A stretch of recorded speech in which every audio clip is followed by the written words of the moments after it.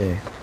이스라엘이요, 호렙산에 있을 때 이 모세가 하나님 말씀을 전합니다. 먼저 6절 말씀을 우리 다시 한번 읽어 볼게요. 우리 하나님 여호와께서 호렙산에서 우리에게 말씀하여 이르시기를 너희가 이 산에 거주한 지 오래니. 이스라엘이 이 시내산으로도 불리는 호렙산에 머문 지가 오래되었다고 하는 겁니다. 7절에서 그러니 이제 방향을 돌리라고 해요. 그리고 행진하라고 말씀합니다. 그리고 이어지는 게 가라는 말씀이에요. 근데 가라가 3번이나 반복됩니다. 가라, 가라, 가라. 어디로요?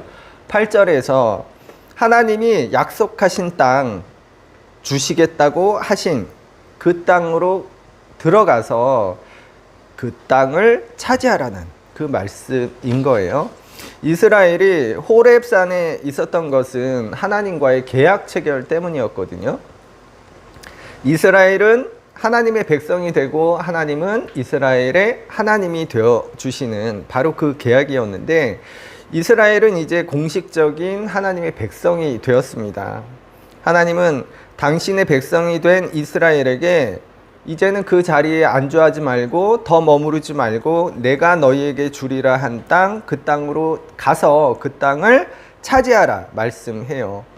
우리는요, 하나님의 은혜라고 하면 거저 주어지는 것으로 생각하곤 해요.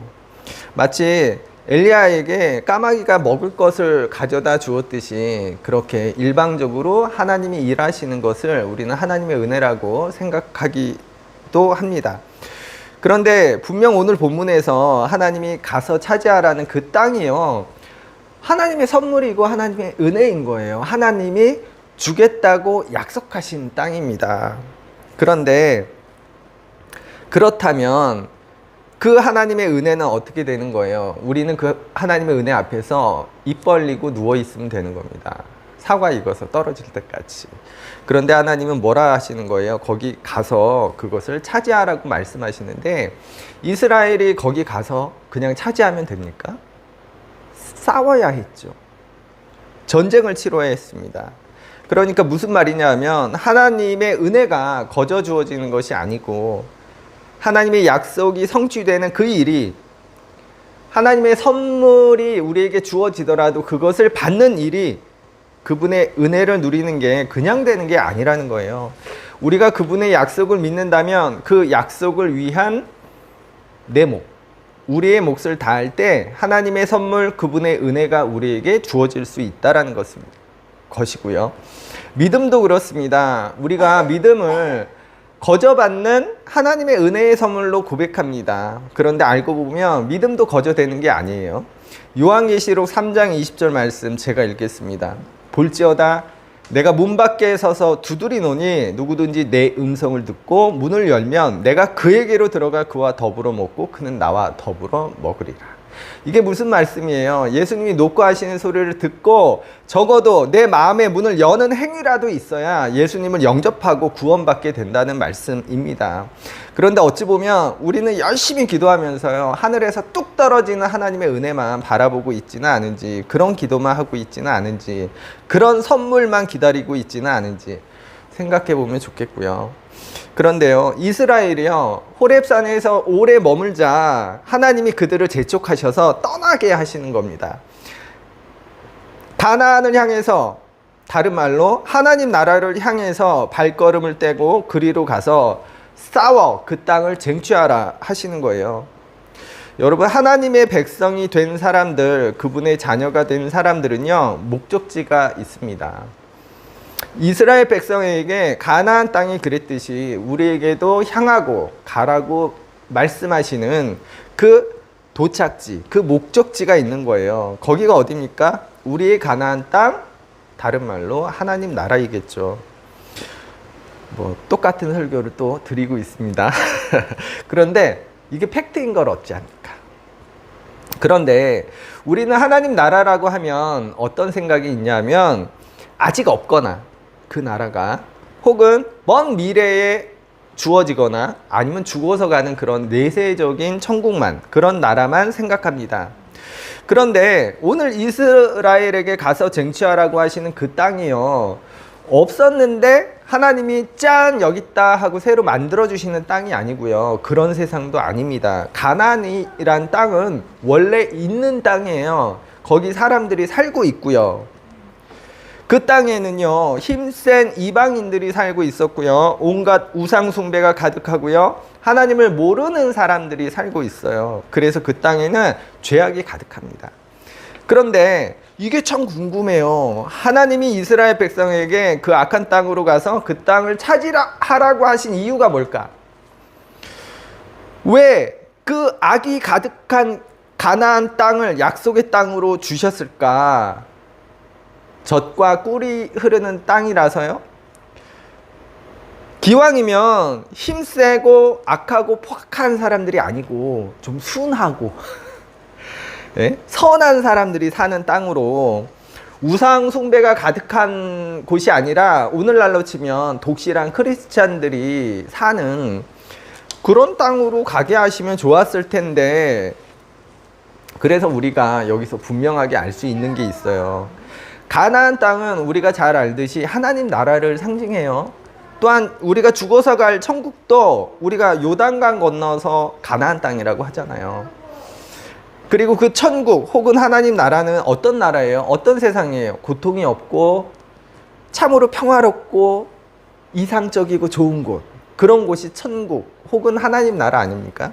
그런데 지금 이스라엘이 가야 할, 마주하는 그 가나안 땅이 어떤가요? 거기가 악이 가득하고 포악한 사람들이, 이렇게 힘센 사람들이 가득한 거예요. 그런 사람들이 살고 있는 거예요. 그들은 하나님의 방식이 아니라 우리가 말하는 세상의 방식으로 살아가는 사람들입니다. 그 땅은요, 우리가 바라고 원하는 하나님 나라의 모습도 아니고, 그래서 우리가 가고 싶은 그런 세상도 아닌 거예요. 그런데 하나님이요, 이스라엘을 당신의 백성으로 삼으시고 딱 계약을 맺으신 다음에 어떻게 하시는 거예요? 그 이스라엘 백성을 너희 내 백성이야, 그리고 글로 보내시는 거예요. 가서 차지하라고. 왜요? 그 땅을, 그 악한 땅을 하나님 나라로 바꾸라는 거 아니겠습니까? 하나님의 백성이 그 땅을 차지하면 그 땅 누구 땅 되는 거예요? 하나님 땅 되는 겁니다. 다른 말로 하나님 나라가 되는 거예요. 이걸 또 다른 말로 바꾸면 악하고 불의한 방식으로 사는 그 세상을, 그 땅을 하나님의 선하신 삶의 방식으로 모양새로 사는 그런 세상으로 바꾸라는 그런 것 아니겠어요? 왜냐하면 이 땅에 이루어질, 그리고 앞으로 지금도 이루어지는 그 하나님 나라는 우리 몫이란 거예요. 만약에 그게 우리 몫이 아니라면요, 오늘 본문에서 하나님은요, 이스라엘을 자기 백성으로 삼으신 후에 가라고 하신, 차지하라고 하신 그 가나안 땅이 어떤 땅이어야 하냐면 말 그대로 천국이어야 하는 거예요. 왜냐? 하나님이 주시는 거니까. 하나님의 은혜이니까. 그런데 이스라엘이 마주한 그 가나안은 그렇지 않았습니다. 우상과 악이, 포악이 가득한 땅이었고요. 그래서 정탐꾼들이 가서 보고하잖아요. 보고 와서 보고를 하는데, 그곳에서 열린 난 그 열매들을 갖고 와서 거기 참 좋다, 살기 좋다, 멋진 곳이다. 그런데 못 가잖아요. 왜? 거기 가면 우리 다 죽는다 이거 아닙니까? 그래서 결국 가나안을 코앞에 두고서 포기합니다. 그러니까 가만히 보면 이런 거예요. 호렙산에서 하나님이 이스라엘과 계약을 하십니다. 너희가 내 말에 순종하고 내 말에 따라 살아가면 너희는 내 백성이 되고 나는 너희의 하나님이 될 것이다. 이렇게 계약을 맺으시잖아요. 그 계약이 있은 후에 그들을 재촉하셔서 악한 땅으로, 가나안으로 보내시는 거예요. 가서 그 땅을 쟁취하라, 차지하라. 다른 말로 그 세상을 바꾸라는, 세상의 방식, 세상의 통치가 아니라, 악한 통치와 다스림이 아니라 하나님의 통치와 다스림이 있는 땅으로, 그런 세상으로 바꾸라는.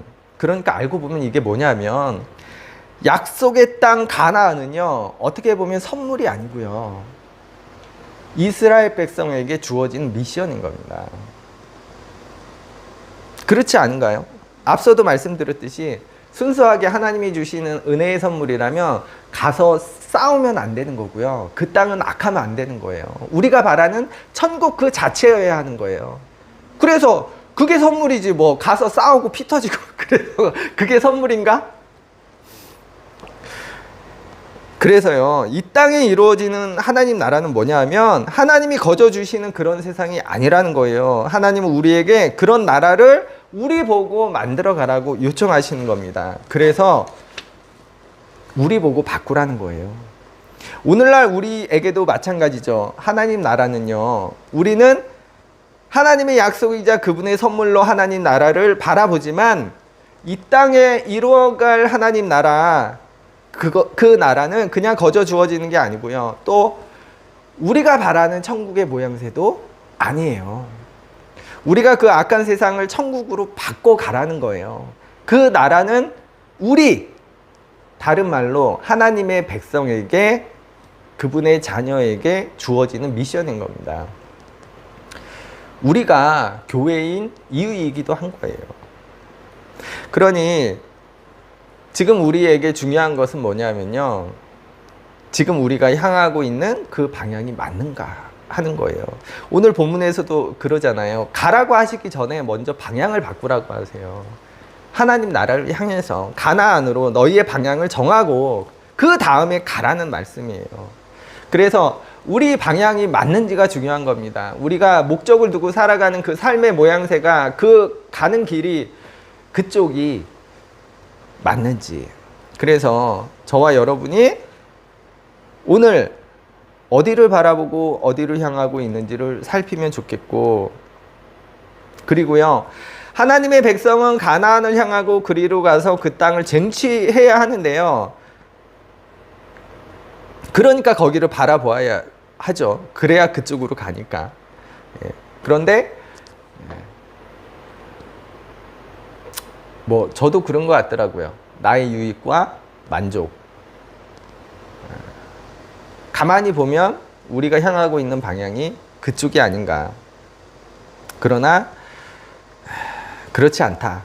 하나님은 우리에게 그 방향을 맞추라고 요청하고 계시고요. 그래서 우리가 그 방향을 제대로 맞추길 원합니다.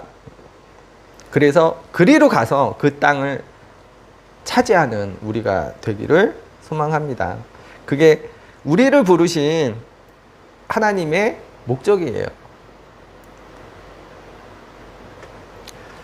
그런데 이런 게 있습니다. 오늘 본문 6절에서 이렇게 말씀하세요. 너희가 호렙산에서 너무 오래 머물렀으니까 이제 떠나라는 거예요. 방향을 돌려서 그 땅으로, 가나안 땅으로 가라는 거예요. 여러분, 호렙산은요, 하나님이 머무시는 곳이에요. 하나님이 자기를 드러내시는, 계시하는 산이에요. 그래서 모세도 거기서 하나님을 만났고요. 엘리야가 그 이세벨에게 쫓길 때요, 엘리야를 호렙산으로 불러요. 부르세요. 왜? 거기 하나님이 계시니까. 그래서 엘리야를 호렙산으로 불러서 하나님 앞으로 불러서 하나님 위로해 주시고 힘을 주시는 거거든요. 오늘 본문도 마찬가지죠. 이스라엘과 계약을 맺는 이유가, 호렙산에서 계약을 맺는 이유가, 그리로 부르신 이유가 거기가 하나님이 계신 곳이기 때문에 그래요. 그런데 오늘 본문에서 뭐라는 거예요? 떠나라는 거예요. 하나님은요, 당신이 계신 그곳 호렙산에서 그들을 떠나라고 하세요. 이건요, 우리가 좀 곰곰이 깊이 생각해 볼 필요가 있어요. 얼마 전에 설교 동영상을 봤는데 한 목사님이 이런 설교를 하시더라고요. 세상에서 의롭게 산다고 의인이 아니다. 중요한 것은 하나님과의 관계다. 하나님과의 관계가 틀어지고 어긋난 게 죄인이고 그 관계가 회복된 게 의인이다. 이런 설교를 하시는 거예요. 맞아요. 하나님과의 관계가 어긋난 게 죄인이 맞습니다. 그 관계가 예수 그리스도를 통해 회복된 게 의인이 맞아요. 그런데 뭐가 문제일까? 그래서 그분이 강조하는 것은 뭐예요? 하나님과의 관계 회복을 위해서 예배를 강조하는 거예요. 예배 회복되어야 합니다. 예배 중요합니다. 예배를 통해 계속해서 하나님과의 관계가 유지되는 것도 맞다 할 수 있어요. 그런데 이런 문제가 있더라고요. 그렇다면 예배를 통해 혹은 예수 그리스도를 통해 하나님과의 관계가 회복되었다는 것은 뭘 의미할까? 그것은 바로 세상에서 의롭게 사는 일이에요. 정의롭게 사는 일입니다. 하나님과의 관계가 회복돼서 의인이 되는 게 아니고요. 하나님과의 관계가 회복되었기 때문에 이제는 의로운 삶을 살아가기 때문에 의롭다고 하는 거예요. 왜냐하면요, 제가 지금 드리는 말씀을 오해하시면 안 됩니다. 왜냐하면 내가 하나님과의 관계가 회복되었다는 그 증거가요, 내가 살아가는 삶에서 드러나는 겁니다. 짜장면 먹은 사람 짜장면 먹은 거 알 수 있어요. 티 나잖아요. 묻어 있고 냄새 나요. 마찬가지로 우리가 하나님과의 관계가 회복되었다는 그 티가 나요. 우리 삶에서 드러나는 겁니다. 어떻게 해요? 의를 통해서, 우리가 정의롭게 살아가는 그 일을 통해서. 그런데 제가 이 얘기를 드리는 이유가 오늘날 한국교회의 가장 큰 문제점 중에 하나가 이거기 때문에 그래요. 전쟁에서 싸우라고 군인을 훈련시키잖아요. 근데 전쟁터에는 안 나가는 군인을 훈련시키고 있지는 않은지, 범죄자를 잡으라고 경찰들을 양성하는 거 아닙니까? 경찰학교에서. 그런데 범죄자는 잡지 않는 경찰관들만 양성하고 있는 그런 모습이 오늘날 한국교회가 아닌지.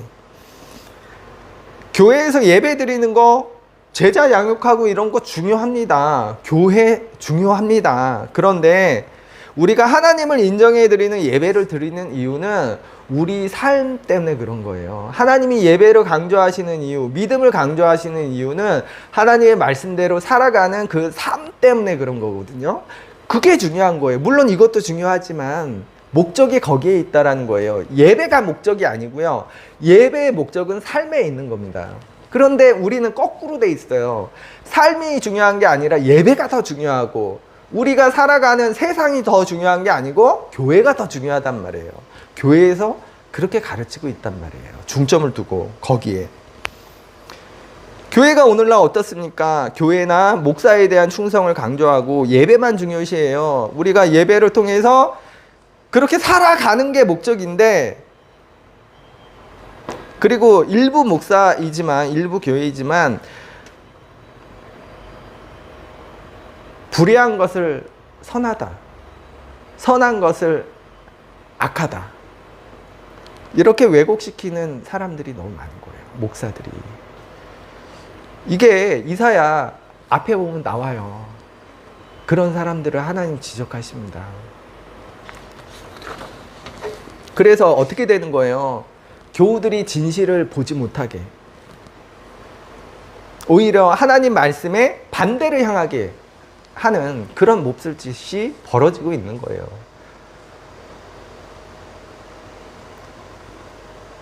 그런데 오늘 본문에서 하나님이 뭐라 하시는 겁니까? 호렙산을 떠나라고 하시는 거예요. 오늘날로 치면요, 야, 이제 교회에 너무 오래 있었어, 이제 떠나가, 나가, 오지 마.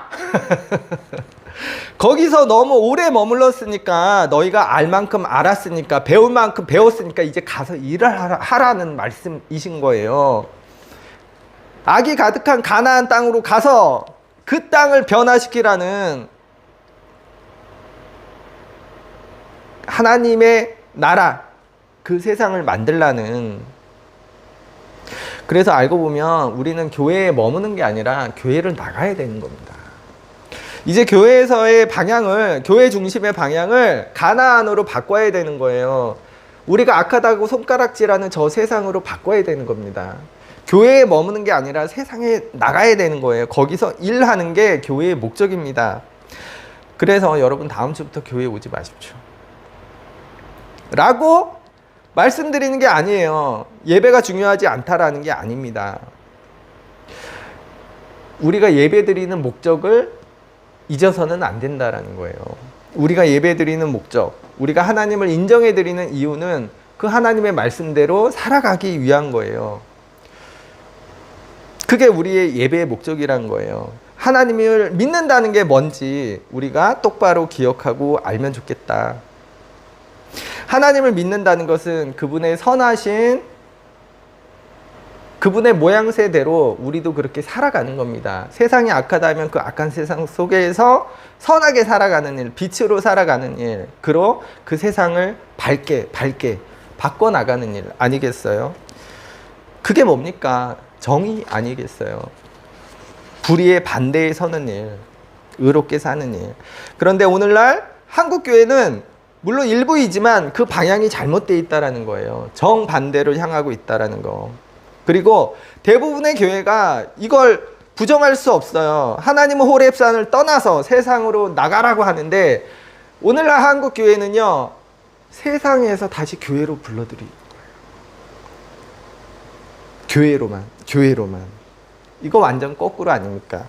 여러분, 교회는요, 전에도 한번 말씀드렸지만 전쟁터의 전초기지 같은 거예요. 전초기지가 왜 있습니까?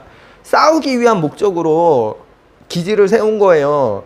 그런데 그 기지만 키우고 있는 거예요. 싸우진 않고 거기서만 머물고 이곳이 좋다. 베드로가 그랬잖아요. 변화산에서 너무 좋잖아요.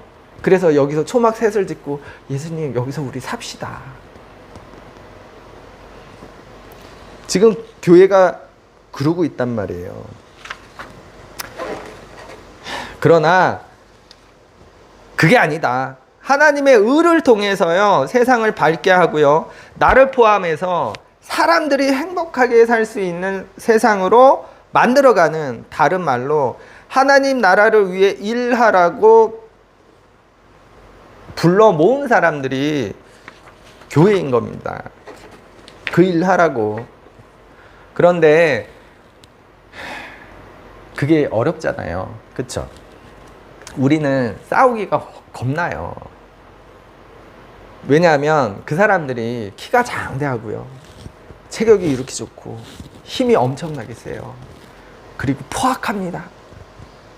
악해요. 그런데 우리는 그런 그들의 폭력에 맞서기가 두려운 거예요. 힘 세니까, 나는 약하니까 두려워요. 이스라엘도 그랬습니다. 오늘 본문에 이어지는 내용이 뭐냐면 12정탐꾼 이야기가 나와요.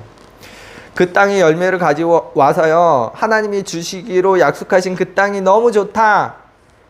그들의 보고에도 불구하고 그리로 가지 못한 겁니다. 왜? 그 땅은 좋은데 그곳에 힘센 이방인들이 살고 있으니까, 포악한 사람들이 사니까 그들과 맞서기 두려우니까. 그런데 우리가 생각해 보시게요.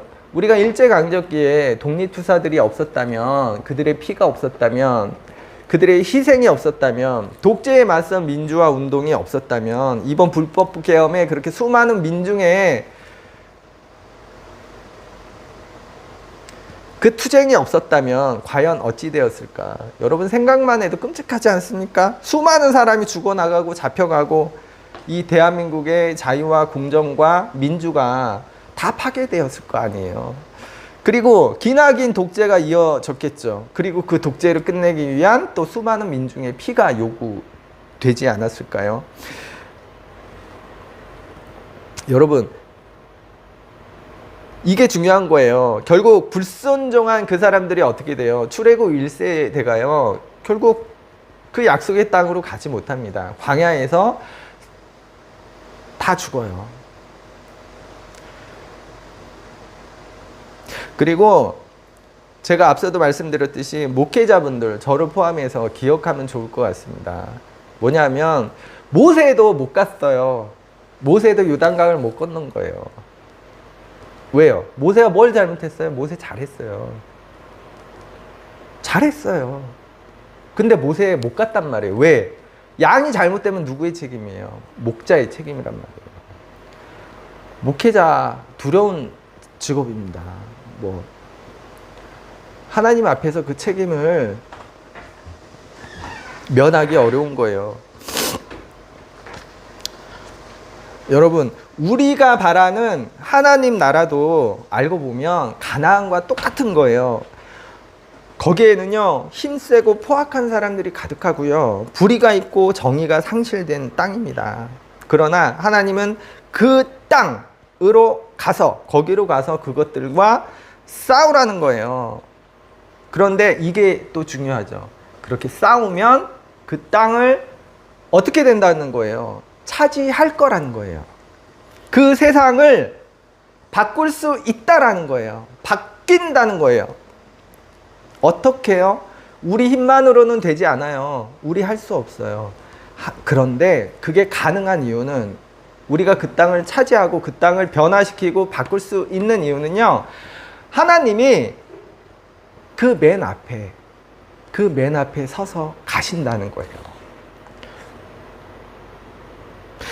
하나님이 항상 그 길에 우리보다 먼저 가시고 먼저 싸우신다는 거예요. 사람이 자기 아이를 안는 것 같이 당신의 자녀를, 우리를 안아서 그곳까지 인도하신다는 겁니다. 광야에서도 그렇지 않았나요? 하나님이 맨 앞에서 앞장서셨어요. 구름 기둥과 불 기둥으로 이스라엘을 인도하여 주셨고요. 그리고 사람이요, 자기 아이를 안을 때 어떤가요? 그 아이는, 지금도 저 아이가 엄마 품에 있지만, 엄마 품에 있는 그 아이는요, 자기가 받을 수 있는 최고의 대우와 최고의 보호를 받고 있는 겁니다. 그 안에서, 엄마 품 안에서 가장 행복한 거예요. 가장 안전한 겁니다.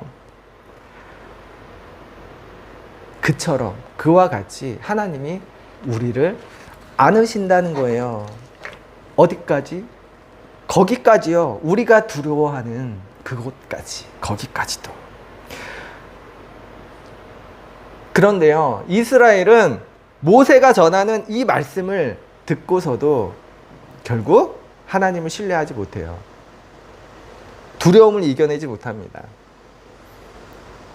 어쩌면 우리도 마찬가지인 것 같아요. 우리는 하나님을 믿는다면서도, 하나님을 믿으면서도 가나안 땅의 그 포악한 사람들, 힘센 그들이 더 두려운 거예요. 그러나 분명한 것은 우리가 하나님을 신뢰함으로 그리로 가면 하나님이 분명하게 말씀하시는 거예요. 이길 거라고, 차지할 거라고.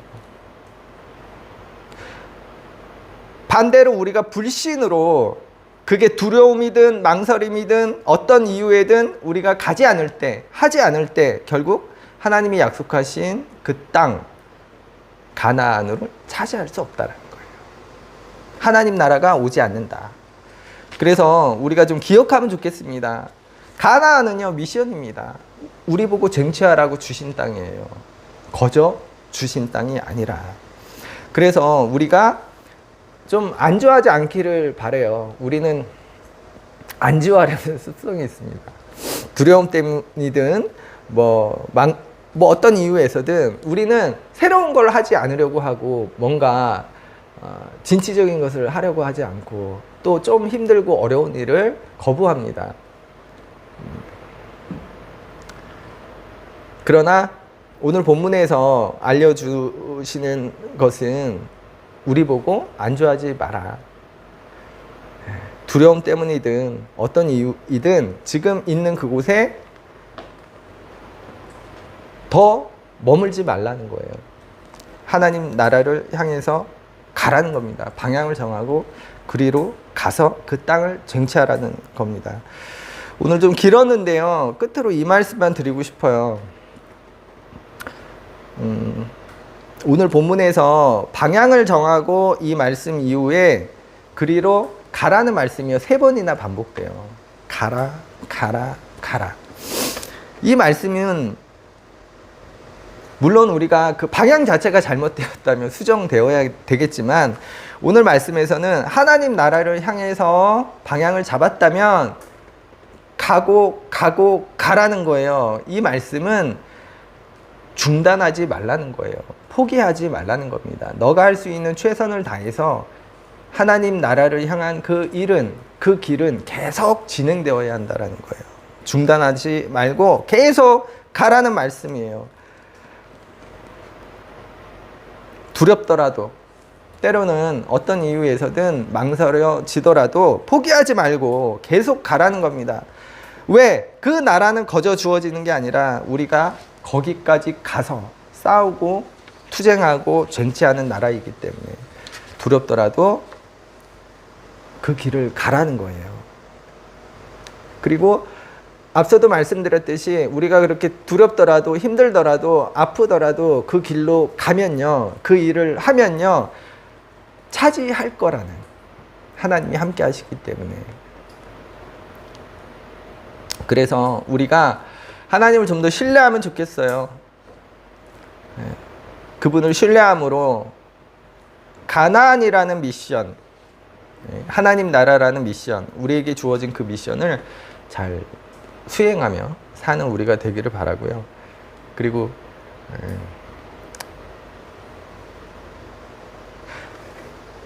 저는 개인적으로 이게 참 중요하다고 생각하는데, 그렇게 사는 모습이요, 그렇게 사는 과정이요, 쉽지가 않은 거예요. 힘들고 어렵고 때로는 아프고 그런 겁니다. 그걸 뭐 고난의 길이라고도 하고요, 시련도 따르고. 그래서 우리는 때론 두렵고 그 앞에서 망설일 수도 있어요. 그런데 그렇게 그렇게 사는 사람에게 오늘 본문에서는 뭐라고 하시냐면, 내가 그렇게 살아가면 나보다 내 앞에 먼저 하나님이 가시면서, 이게 무슨 얘기예요? 지금 같이 그 길을 가고 있는 거 아닙니까? 하나님과 동행하는 거예요. 그리고 더 중요한 건 뭐예요? 그런 사람을 혼자 걷게 하시는 게 아니라 하나님이 안고 가신다는 거예요. 여러분, 하나님과 동행하면서 하나님 품에 안겨 있다면 거기가 하나님 나라 아니에요? 거기가 천국 아니겠어요? 기도하겠습니다.